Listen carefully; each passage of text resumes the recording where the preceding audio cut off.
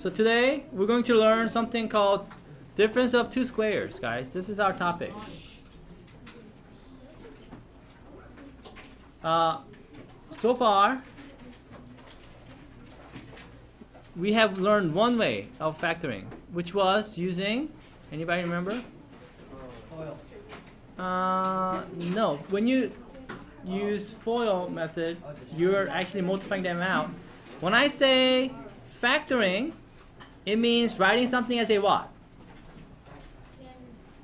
No, not standard form. When I say factoring, what am I trying to do?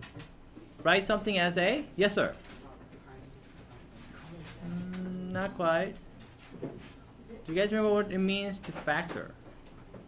It's sort of like going backwards in terms of distributive property, right? What happens when you go backwards? You're writing the whole polynomial as a product. Is correct. Yes. You're writing something as, right, product, meaning we want the whole polynomials as a multiplication, right? Product. Does that make sense? Yeah. So one way to do that, we learned one way so far. Anybody remember? It's not what we did last time. It's what we did day before that. Okay, and you write something as a product. How do we do this? How do we write some polynomials as a product? Yes, Jason? Factor tree. You did factor tree and so forth? That's just for the numbers. But I'm talking about for a whole polynomial. Do you guys remember something called GCF? You guys remember that? So for example, let's say that, I'm sure if I gave it to you, you would have known this. If I gave you something like this, you see a polynomial, 36x plus 42y, how would you factor this? In other words, how would you write this as a multiplication that represents the whole polynomial? Right now, is this whole polynomial written as a product? No, it's written as a sum, right? So is there a way to write this as a product?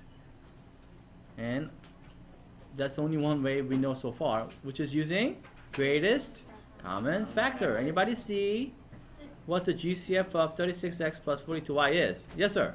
6. In other words, we could write this as 6 times something, can we not? What could we? How would you write this? 6 times what? Yes, Christina. 6 times what gives you 36x? Oh, 6. 6? No. 6 times 6 is only 36, not 36x. Oh, 6x. Yeah, that's right. 6x. And what operation should come afterwards? Addition, as we had addition right here. Plus what? What do we need? 6 times what gives you 42y class? 71. Do you see how now I have factored this polynomial? So that's only one way so far we've learned how to factor polynomials. Okay. And today we're going to learn another method. Okay. And this method does not work for every polynomial. It works for a certain type. We'll figure that out. We'll figure out which types it works for. Is that okay? So that's the way. And then we're going to learn our second way. How many ways do you think there are to factor polynomial? 3. No, there are 4. You could actually mainly say. We'll find out later. But anyway, let's move on. But there are more than 2. There are more than one. Okay, there are more than one ways to factor polynomials.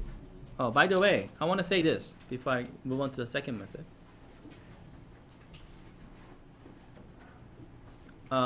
Whenever you have a polynomial, you should always look for GCF. That's going to make your problem a lot easier. So I'm going to write this down. Whenever you factor, always factor GCF first, if there is a GCF. Other than 1, of course. I mean, if there's, right, we always have a common factor of 1, but other than 1. Always factor your GCF first, okay? I'm telling you this right now. I cannot tell you how many times people could not factor the polynomials because they forget to do this first step.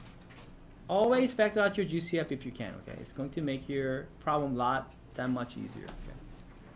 Right. So before I talk about the second method of factoring, I want to say this, okay? So before I talk about the second method, let's just multiply these two binomials. Very simple binomials, right? A plus b times a minus b. And some of you may already know how to do this. How do you multiply these two binomials? Well, we distribute? No. Kind of, yeah. We distribute each of these terms to the other binomial. But first of all, I'm going to write it as an addition. By the way, do you guys see anything interesting about these two binomials? These two binomials look exactly alike except what? One of them is addition, the other is subtraction. And nice thing happens when you have a binomials like this, don't you? Do you guys remember? So let's multiply this out. What's a times a, guys? A squared plus, because I changed everything to addition. What's a times negative b? Negative ab. And don't you get b times a? Do you think I should write ba or ab? Ab. Plus b times negative b. What is positive times negative? B times negative b. Isn't it negative b squared? Is that correct? Look what happens to the middle terms. They cancel out, don't they?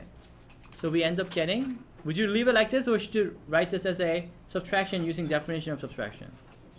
Yeah, right. A squared minus b squared, okay? And do you think this will always happen if you have two binomials that look like this? A plus b times a minus b? Yeah. Remember, we sort of talked about this last time too. When the two binomials look exactly alike, except one of them is addition, the other is subtraction, the middle terms will always cancel out. And you end up getting, how many terms do you get? Two. Normally, when you multiply binomial times binomial, how many terms do you get? Three. Right? Does that make sense? All right. So normally when you multiply two binomials together, you get a trinomial, right? But this is not true every time, right? When do we get binomial? When you get this sort of binomials, right? When the two binomials look exactly like, one of them is addition, the other is subtraction. And because we notice this happens, this is sort of a special case, isn't it? When you multiply two binomials, you get two terms. We have a name for these. This one, a squared minus b squared. Anybody want to guess what we call this polynomial when you have something squared minus the other squared? Yeah. No, this is a special type of polynomial. Yeah. Difference of squares. Yeah, it's called difference of two squares. What do you think we call it as difference of two squares? Anybody have a? Can somebody guess why it's called this? Samuel? That's what we have. It's sort of hard to explain. That's what we have, don't we? What does difference mean, class? Subtraction. And don't we have subtraction of two squares? Yeah. Right? We have difference of two squares. And why do we have a name for this? Because every time you have a difference of squares, we could always go backwards and figure out what this was before we multiply them out. Right, Jason? Every time you get difference of square, what was this before it got multiplied out? Wasn't it a plus b times a minus b? Does that make sense? Yeah. So if you go backwards, what are we doing? We have a polynomial. Now we're writing as a product. What are we doing as we go backwards this way? We are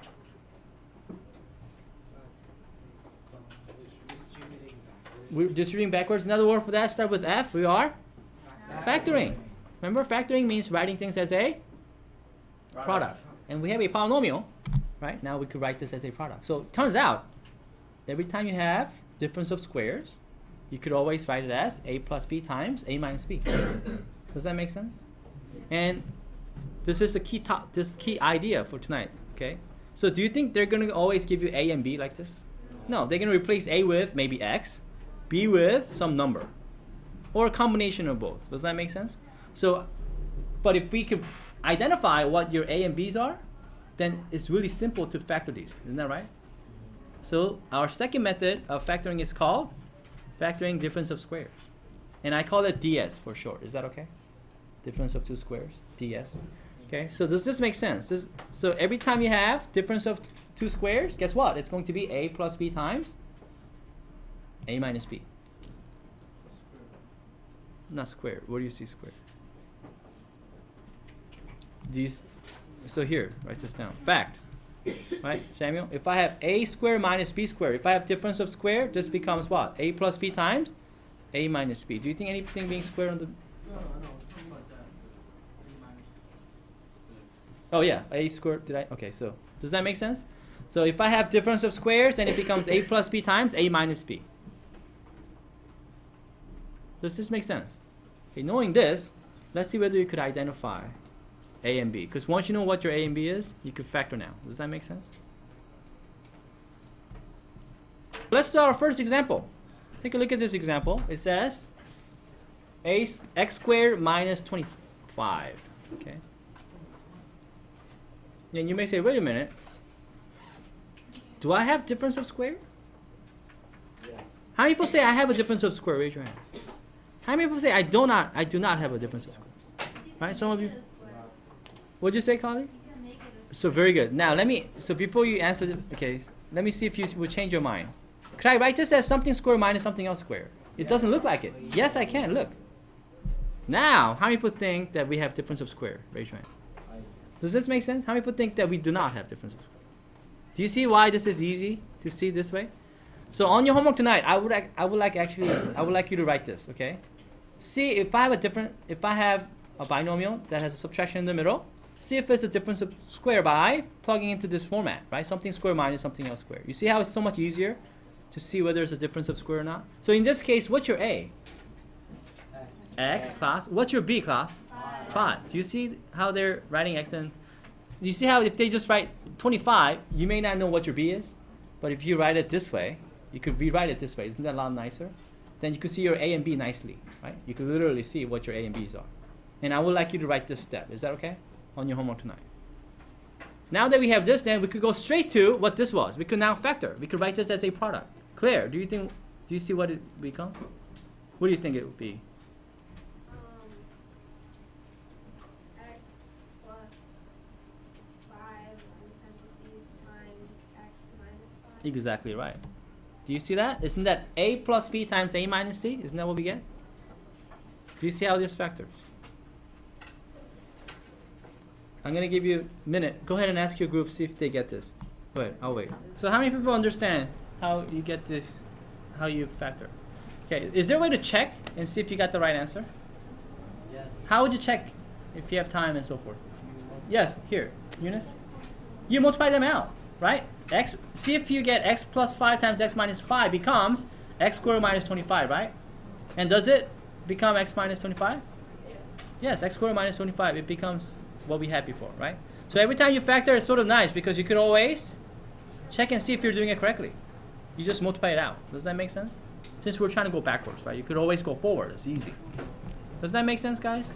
So when you're doing your homework, just take a couple of seconds to check if you have time, okay? All right. The example 2 looks a little bit different. It says 100 minus X squared. It's got number first. But is this binomial a difference of square? Yeah. Yes, Yes. it's so much easier to see if you could fill into this blank, can't you? Something square minus something else square. Does it fill into this format? Yes. Libby, what's your A here in this case? That's right. And what's your B class? X. Isn't that right? Now that we know that this is a difference of square, Carolyn, what's the answer? How do we factor it?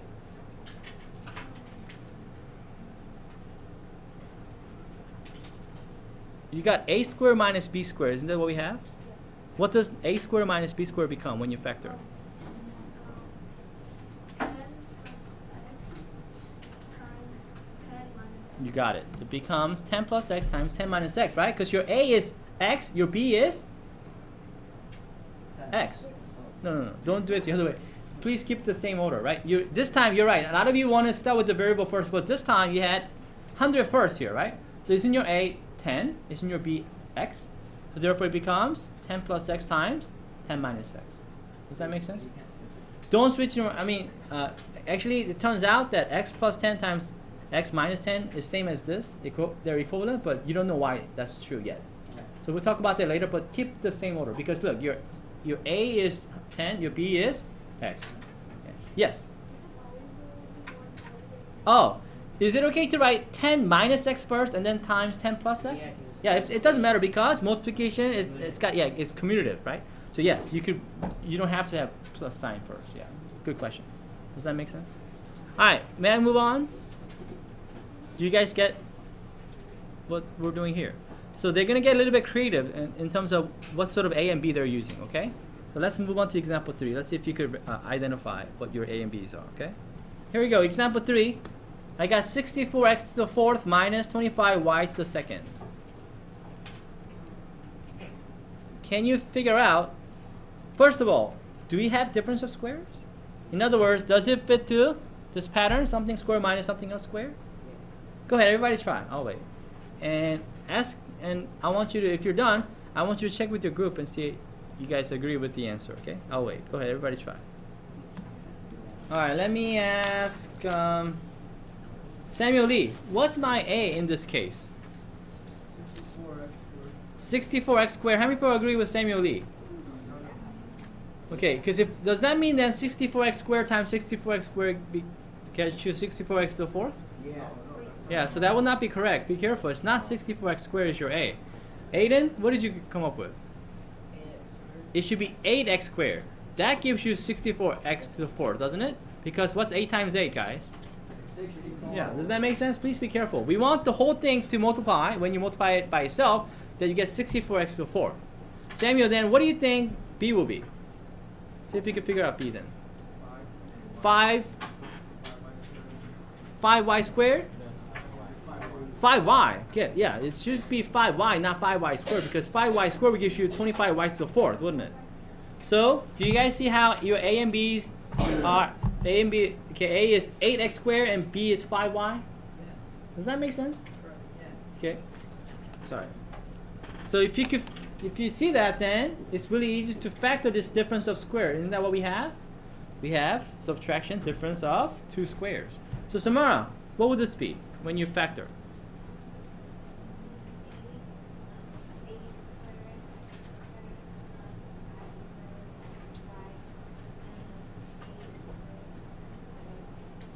Would it be a squared x squared, really? If you have a squared minus b squared, does it become a squared minus b squared times a squared plus b squared? Or does it become a plus b times a minus b? Yeah, you don't square that. So now that we have a is 8x squared and b is 5y, can you say it again? What should it be? You're saying that it becomes, if you have a squared minus b squared, you're saying it becomes a squared plus b squared times a squared minus b squared. It's not a squared plus b squared, is it? It's just be a, look, Samara. If I have a squared minus b squared, doesn't it become a plus b times a minus b? You're telling me it becomes a squared plus b squared times a squared minus b squared. That's not correct. Your a here is 8x squared. Your b is 5y. So what does it become when you factor?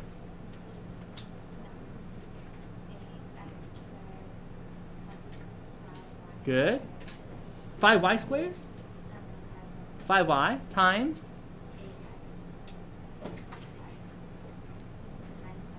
minus 5y.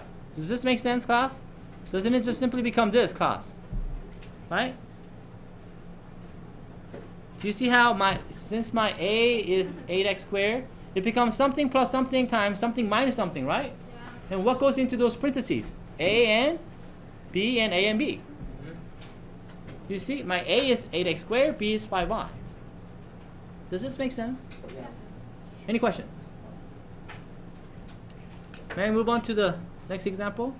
Please be careful. Do not square these things, right? Right? Look, that square belongs to the original expression, I mean. All right, let's move on to another example. Let's try example 4. 81x to the fourth minus 16. And I call this problem an onion problem. You'll see why in a minute.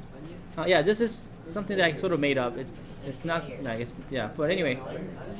Take a look at this. 81x to the fourth minus 16. I put a star on this one. Let's see if it. By the way, let me ask you this. When you simplify something, do you have to simplify all the way?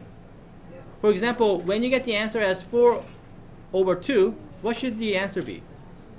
2. You should simplify all the way, right? Yeah. When you factor, do you think you have to factor all the way? Meaning, you have to factor in a way that you cannot factor anymore. Just like when you simplify, you have to simplify so that you can't simplify anymore. Does that make sense? So keep that in mind as you do this one. Is this a difference of square? In other words, can we rewrite this as something square minus something else square? Yeah, we can. Who could tell me what my a is? How about Michael? 9x squared. How many people agree with Michael? He is correct. What about 16? There. What does that become? What's your b then? Mimi? 4. Easy? Okay, go ahead. Everybody finish it up. I'll wait. Isn't it not nicer to have it like in this form, right? You can see your a and b nicely, right? Okay, so who could tell me? How about Royce? Yeah.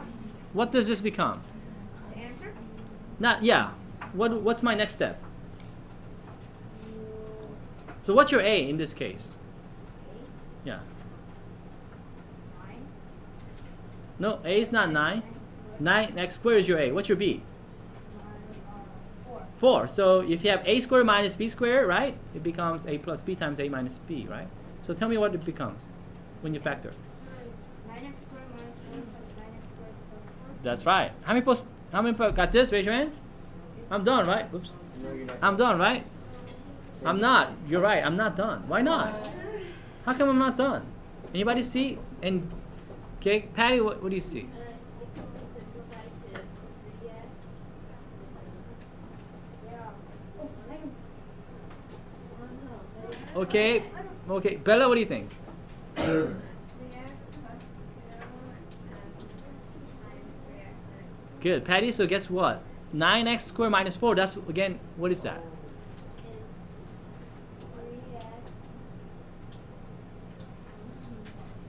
In other words, is this a difference of square? Yeah, we have another difference of square. After you factor, guess what we get here, guys? We get another difference of square. Do you see how it becomes 3x squared minus 2 squared? Don't we have difference of square? Do you see how you have another difference of square after you factor? What about this? What about 9x squared plus 4? Could we factor that? No. Is that a difference of square? It's not subtraction. No, it's not different. Yeah, it's not subtraction in the middle. It's addition, right? So that's not a difference of square, is it? So you can't do anything about that. But what can we do with 9x squared minus 4? We can still factor. Can we not? Yeah.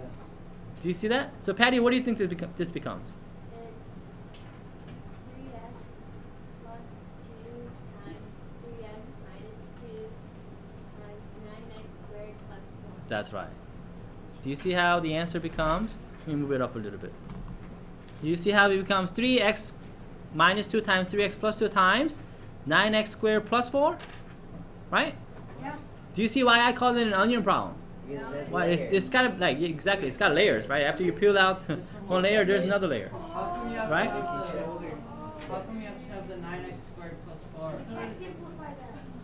You mean you can't factor? It can factor it. So Jason, we had 9x squared plus 4 from the very first step, right? After we, right? Wasn't this original expression a difference of square? But 9x squared plus 4 is still there. You can't just get rid of it. Can't you It's- factor that? You cannot factor. How are you going to factor that? 9x squared plus 4. 3x squared plus 2. Oh, okay, let me ask you this: is 9x squared plus 4 same as 3x squared? I mean 3x plus 2 times 3x plus 2? No. No, it's not. Actually, I even have this. What would you get if you were to multiply this? You get 2 other middle terms, It's not a fact. right? 9x squared plus 4 does not factor. Only thing you can factor is what? Difference of squares. Sum of squares you cannot factor, guys. Does that make sense? Do you see what I have here? Do I have, is this a sum of squares or difference of squares? Difference. Yeah, only thing you could factor is difference of squares. Okay? So if you have 9x squared plus 4, you cannot factor that. Jason, if you were to multiply 3x plus 2 times 3x plus 2, will the middle terms cancel out and become a binomial? No, it doesn't. Go ahead, guys. Multiply 3x plus 2 times 3x plus 2. Oh, wait. Go ahead. See what you get. What's 3x plus 2 times 3x plus 2? Some of you think that 3x plus 2 times 3x plus 2 will give you 9x squared plus 4. Oh no, I thought you Yeah, you get trinomial, don't you? So it doesn't work. So please do not factor a sum of squares. Question? They didn't do difference of square, they gotta do minus or negative 4. Like minus the second addition, Oh, could I rewrite 9x squared as 9x squared minus negative 4? Then when you simplify, it becomes 9x squared plus 4. So it was still down one more. Okay. Any questions? Does this make sense? Do you see why it's called an onion problem? Let's move on to the next example. Okay, so look at example 5. I put 2 stars on this, even though it looks very simple, doesn't it? Yeah. It just says 3x squared minus 3, and how come I put 2 stars on this? This is very simple binomial, right? 3x squared minus 3. Oh, we can't do this one, can we? Oh, am I solving? Yeah, so you cannot write no solution. I'm not solving anything. So, like on your homework, it may say write prime if you can't factor or something. But is this prime? In other words, is this something that you can't factor? How many people say you cannot factor this? Raise your hand. Okay. How many ways have we learned how to factor so far? 2. We learned 2 ways, right? What was the first method? Greatest common factor. Greatest common factor. So you should, remember I told you, you should always factor your greatest common factor before you begin. All the other ones we had, look at all the other examples. We didn't have any greatest common factor except 1, right? I mean, except as 1 is always a common factor, but we don't factor that out. Right? You didn't have any greatest common factor, right? All the other ones. Except, look at example 5. What is my greatest common factor on this? 3. Libby? 3. So what does this become, Libby? 3 times what? 3 times? Yeah, so we see that it doesn't fit this, but we could do always factor GCF, and Libby is correct. Doesn't it become 3 times x minus 1? Some of you might say, wait a minute, isn't this 3 times x squared? Is it? Yeah. Is 3x squared minus 3 same as 3 times x squared? No, Why not? because there's no x. Yeah, if you multiply, do you get 3x squared minus 3, or do you just get 3x squared? 3x squared, isn't that right? So 3x squared minus, what times 3 gives you 3, class? Remember? 1. You have to have that 1 there. If you don't, right, it's wrong, right? Always check, right? Every time you factor, you could always multiply it back. Does this make sense? Now, I'm done, right? No. I'm not? I don't know. You're done. It always How many people say I'm done? Raise your hand. Looks like. How many people say I'm not done? Okay, if you think I'm not done, you're right. Talk to your group. See if you could help each other out. Go ahead. How come I'm not done here? Let me ask you something. If some of you are still confused a bit. What's 1 squared? What? Oh, is it? Yeah. So isn't that sort of nice? Could I rewrite this as difference of square? Can I write this as something squared? Can I do this? Isn't this x squared minus 1 squared? What's your A? X. What's your B? 1. Now, do you see how you could factor more? Jeez Louise. Go ahead, everybody finish it up. Okay, please. 1 is sort of a nice number. 1 is always 1 squared, same as 1, right? So you could always, that's a number you could use. Okay, so Lindsay, what do I get here?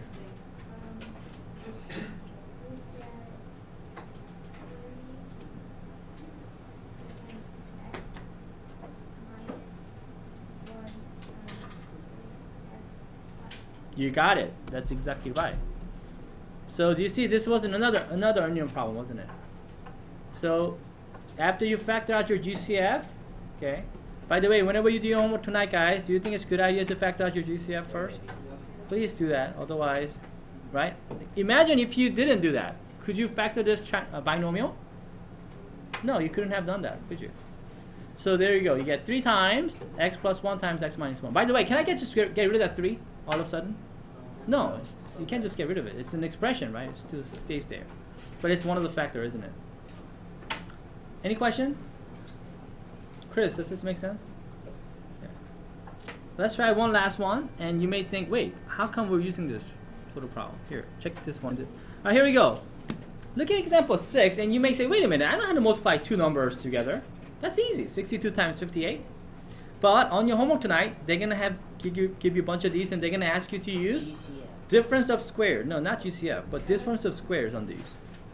Anybody see how we could use the difference of square method to multiply these 2 numbers? One person see it? 2, 3, 4. Eric, what do you think, sir? I just tell you. Yeah.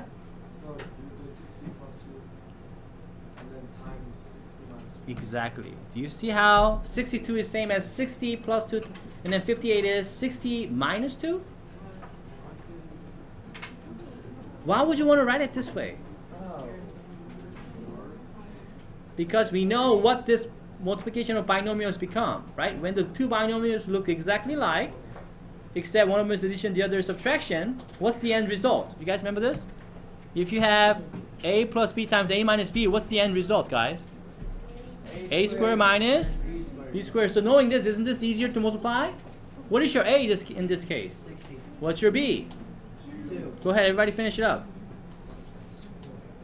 So, what is the answer going to... What's my next step? Somebody tell me.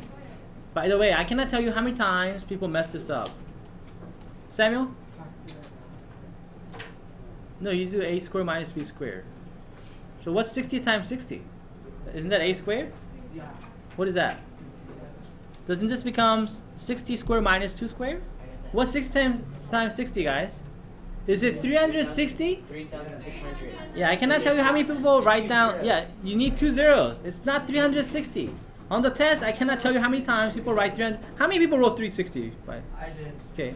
All right, please don't do that. Please don't make that. That's a silly mistake that people make. Please don't do that. So what's the answer, guys? 3,596. Oh. Isn't this a lot easier to do than actually multiplying these two numbers together? How many people got this answer? Raise your hand. Got the answer? Very good. Any questions? Can you do something like this for your homework tonight? Yes. Okay, very good.